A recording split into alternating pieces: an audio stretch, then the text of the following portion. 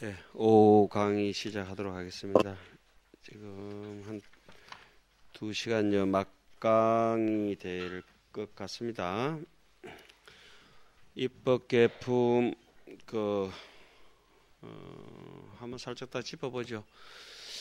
약창계 전체 구성이 중간에 간착대가 있는 걸 빼고 사이사이 낀게가 있는 걸 빼고 큰 카테고리 4개를 짚어보면은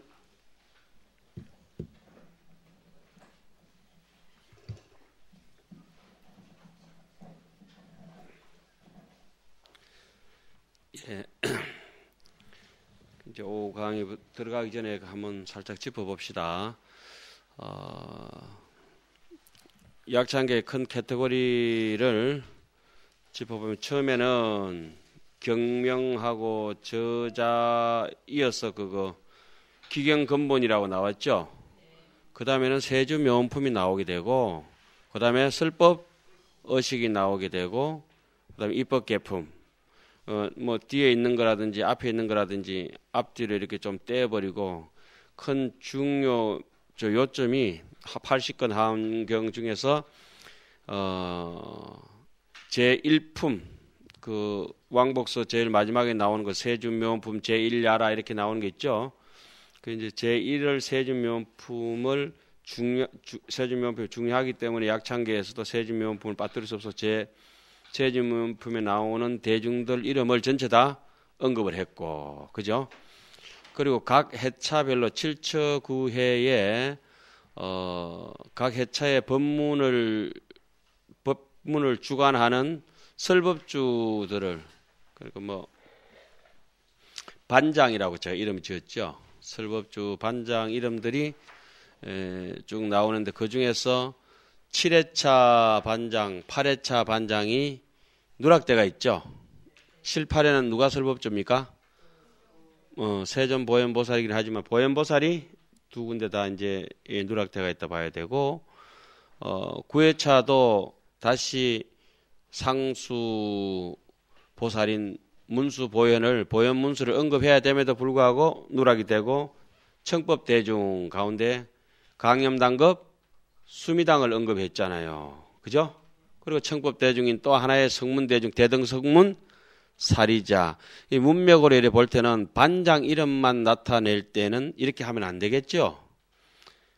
보현문수 대보살 나왔잖아요. 그죠? 그 다음에 법회, 공덕님, 건강당, 건강장, 세존보현, 그냥 보현, 또 보현문수. 이렇게 나오는 게, 전체적으로 맞는 말씀이겠죠. 충분히 다 숙지하셨죠? 예, 그 부분이, 좀 누락대가 있다고 하는 건 이제 설법주 부분이 그렇게 되어 있고, 입법개품에 가서는, 강념당급 수미당 또 누구죠? 대덕성문 사리자를 근본법회 쪽으로 위로 뽑아주고, 그죠? 근본법회는 입법개품은 20건인데 앞에 나오는 부분이 근본법회에서 뭐가 일어납니까? 입법개품에는 세존의 삼매와 세존의 반강, 그죠? 거기에 대해서 삼매와 반강에 대해서 전체 대중이 잘 이해를 못하기 때문에 그중에 상수보살인 누굽니까? 보현보살과 문수보살이 충분히 대중들에게 설명을 하고 알아들은 사람은 제자리에 남고 알아듣지 못한 사람은 우리 어릴 때 공부할 때 나머지 공부하잖아요. 나머지 공부하는 사람들은 어떻습니까? 선주누각을 나서서 문수살이 뒤를 따라가잖아요. 그래서 스다림에서 자리를 옮기게 되죠. 어디로 옮깁니까? 복성 동쪽 불탑 왜 자꾸 말이 잘하다. 불묘대탑, 그죠? 불묘대탑, 탑이나, 거기 가서 사라림에서 어디로? 사라림에서, 부처님께서 방광하셨던 이름 뭐죠? 보조 3세 법계문이라는 그 방광을 뜻을, 3세 보조 3세경이란 이름 하에서 설법을 하게 되고, 그죠? 먼저 누가 제도가 되죠? 용들이 제도가 되고, 그다음에 복성에 모인 사람들 있잖아요. 그렇게 되고 그 중에서도 제도를 받으면서 가장 발심을 잘했던 누구죠? 선제 동자가 문수의 부촉을 받고 또 자기도 발심을 해서 드디어 남양으로 가야 되는데 제가 정말 안욕따라 삼맥 삼보리심을 바랬습니다. 이 안욕따라 삼맥 삼보리심을 어떻게 더 잘 갖고 왔으면 수 있겠습니까? 보살이 행은 뭐고 계속 묻지 않습니까? 그래서 문수보살이 남쪽으로 묘봉산 성락국 묘봉산에 가서 덕운 비구를 찾아보아라. 이렇게 산을 먼저 가르쳐 주죠. 수미산을. 묘봉산이란 것이 묘고산이고 묘고산이 바로 수미산입니다. 그런데 구체적인 명칭이라기보다는 산과 같은 덕망을 지닌 지혜가 높은 사람이다. 이렇게 보는 것이 의미적으로는 통할 것 같습니다. 거기서 다시 이제 가르침을 받고 제일 앞부분에 입법계품 문수보살이 보살의 상징으로서 제일 먼저 등장하고 문수보살이 제일 먼저 입법계품에 등장하는 까닭은 무엇입니까? 제가 여기 도표 써놨죠. 뭐라고 써놨습니까? 보살행에 대한 신심이 하열함으로 처음에 그죠? 문수보살에게 근본 지혜를 의지해서 발심하게 한다. 이래놨죠. 예. 문수는 어떤 사람이냐 하면은 법리적인 해석을 하기 때문에 강력한 믿음이다. 그 사람에게는 문수가 있는 것이죠. 그 자장율사도 문수에 대한 강력한 믿음이 없어서 눈앞에서도 문수를 친견하고도 못 보았죠. 왜 개를 갖다 놓는데 노인이 청사자를 타고 갔다 하는 거 죽은 개 있잖아요. 개금치견에 떨어져서 자장율사도 그렇게 안목이 없어서 문수보살 눈앞에서도 못 뵀다 하는 설이 보덕각시 얘기도 있고 간세음보살도 그죠? 믿음이 있긴 있는데 확정적인 결정적인 믿음을 갖추지 못했을 때는 눈앞에서도 차가한다 그러죠. 지나가 버린다고 이렇게 얘기하죠. 그래서 믿음이 안 돋아올 때는 의뢰히 대승경전을 볼 때 등장하는 분이 능경에도 등장합니다. 시문수냐 비문수냐 이런 게 나오잖아요. 예. 그게 이제 바로 막혔다 하면 등장시키는 게 문수보살입니다. 막히는 거 어디에 막히느냐? 우리의 근본 지혜에 대한 우리가 근본적으로 훌륭한 사람이라고 하는 아무 하자 없다고 하는 병들고 고장나지 않았다는 사람에 대한 확신이 없을 때 우리의 자아상과 같은 모습으로 누굴 등장시킵니까? 문수를 통해서 가르쳐 줍니다. 그래서 문수를 통해서 문수는 입법계품에도 십신을 상징하고 세주묘원품에도 누가 상징했죠? 십신은 보현 보살이 십신을 상징했죠. 그죠? 십신을 충분히 마음이 무르익어서 그 다음에 뭡니까? 해월 광 대명 보살로 해서 10줄 해서 그 뒤로 이제 직근강진 신중신 쭉 나왔죠. 예, 그렇게 되는 겁니다. 제일 앞에는 한 꼭지는 십신은 10개로 나누기보다는 범부위니까 나눠지면 나눠지지만 묶어서 하나의 통째로 보고 있는 것이 특징이라고 할 수 있습니다. 그래서 입법계품이 쭉 처음에는 산으로 가서 덕운을 만나고 두 번째는 이거는 인연의 바다의 깊이를 청량할 수 있는 12년 동안 바닷가에 살면서 바다의 파도를 지켜보면서 인연의 심오한 도리를 깨쳤다고 하는 누구요? 해운 비구를 만나게 되고 그런 공덕과 인연을 통철하는 힘을 가진 또 다른 비구 누구죠? 선주 비구, 절대 세속적으로 매몰되지 않는 선주 비구를 만나서 수행의 표상인 그 세 분을 먼저 친견하고 난 뒤에 비로소 선제는 점점 남행을 하게 됩니다. 남쪽으로 간다는 뜻은 무엇이라고 했습니까? 양, 따뜻하다, 명, 밝다, 밝고 따뜻한 곳. 양이라고 하는 것은 자비를 상징하는 것이고 명이라고 하는 것은 지혜를 상징하는 것이다. 부처님 입장에서 본다면은 양이라고 하는 것은 복덕을 상징하는 것이고 그 명이라고 하는 것은 지혜를 상징한다. 예. 상징한다 이거죠. 그래서 중간쯤 내려오다 보면은 또 믿음이 흐트러지고 지금 우리가 이제 그 중간쯤 계속 지금 우바라 장자인 이렇게 시평 이렇게 하고 있는데 이쪽에 쭉 내려오면 뭐 좀 부서지면은 누구를 또 만나야 되겠습니까? 앞으로 한 6분 지나고 나면은 관세음 보살을 만나서 왜 차 계속 폐차할 때까지 못 타고 댕기고 뭐 하죠? 중간 점검하잖아요. 학교 다닐 때 기말고사 치기 전에 꼭 중간고사 치듯이 그 기말고사 치기 전에 중간고사 한 번째. 중간고사가 누굽니까? 관세음보살, 관자재보살. 관세음보살 관자는 중간관자인가 봐요. 자, 중간에는 뭡니까? 점진적인 보살행을 수행함으로 처음에는 출발도 못할까 싶어서 밀어주는 게 발동 거는 게 누굽니까? 문수고. 처음에 발동 시동 걸어서 앞으로 출발해 쭉 가는데 퍼질만 하면은 또 누가 나타나요? 관세음보살이 이제 좀 쉬가면서 해라. 반 한참 돌았다. 이제 53 선지식 그죠? 그렇게 일러주는 분이 관세음보살이 되니까 관자재보살과 정치보살을 의지해서 대비심을 의지해서 정진한다. 그리고 또 이제 한참 가다가 마야 부인을 만나서 또 뭐 이렇게 되지만은 또 그걸 더 지나가지고 마지막에 보살 정신으로 보면은 보살의 수행 지위를 다 마치고 덕생동자 유덕녀까지 해서 십지보살이 다 끝납니다.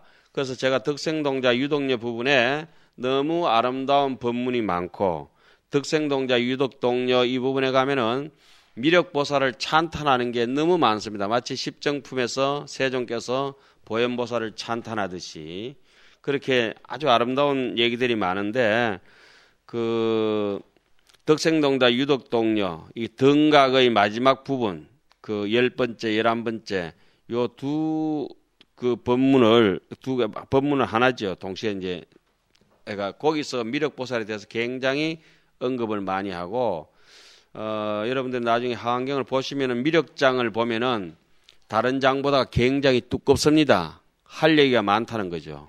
그럼 미력장을 보면은 그냥 금강경 같은 거는 바로 뚫히게 되어 있습니다. 금강경을 해석할 때 또 반야부 경전을 해석할 때 현장 선생님이나 이런 분들이 뭐 대반야경을 다 이렇게 번역을 하셨는데 그분들도 유식에 대가 있고 원척 스님께서 반야신경을 해석하실 때도 유식을 가지고 중간을 또 해석해 나가시잖아요. 그러니까 검은 돌을 다 드러내고 나면 남는 거는 흰 돌이잖아요. 그죠? 흰 돌을 다 드러내고 나면 남는 거는 검은 돌이거든요. 이와 같이 서로 상대 보완적인 입장에서 경전을 해석을 하는 걸 볼 때 깜짝깜짝 놀랍니다. 하여튼 그래서 미력이를 덕생동자 유덕동녀가 미력이를 전제 조건에서 미력 법문을 그 앞에서 한번 깔아주고 미력에 들어가서 장쾌한 법문이 벌어지고 미력이를 만나자마자 선제동자는 어떻게 됩니까?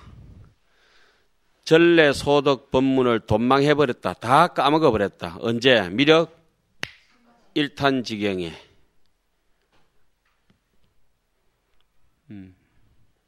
조금 전에 저기 간자재 병 스님 계시다 가셨잖아요. 아까 괜히 농담 비슷하게 진담 비슷하게 한마디 했더만 진짜네. 내일이 먼저 올지 내생이 먼저 올지 모른다디. 오늘 임종 지켜보러 가신다니까. 그분은 결국 내일을 맞이 못하시고 오늘 이제 돌아가시요. 그런 분들이 지금도 뭐 부지기로 우리 옆에 이제 계신 거죠. 이래서 이제 마지막에는 보살 수행 지위를 다하고 선제동자가 결국은 비루장누각에 들어가려고 합니다. 여기서는 제가 써놓지를 않은 것 같은데 책에는 선제동자가 언제 비루장누각에 저 미력보살 계신 대로 들어갈 수 있습니까? 좀 제가 강의를 좀 잘못했는가 봐요. 우리가 여기에 여기 강의 들어올 때 언제 여기 강의 들어옵니까? 어떤 마음을 냈을 때? 들어오고 싶다는 생각을 냈을 때는 즉시에 들어가 있습니다.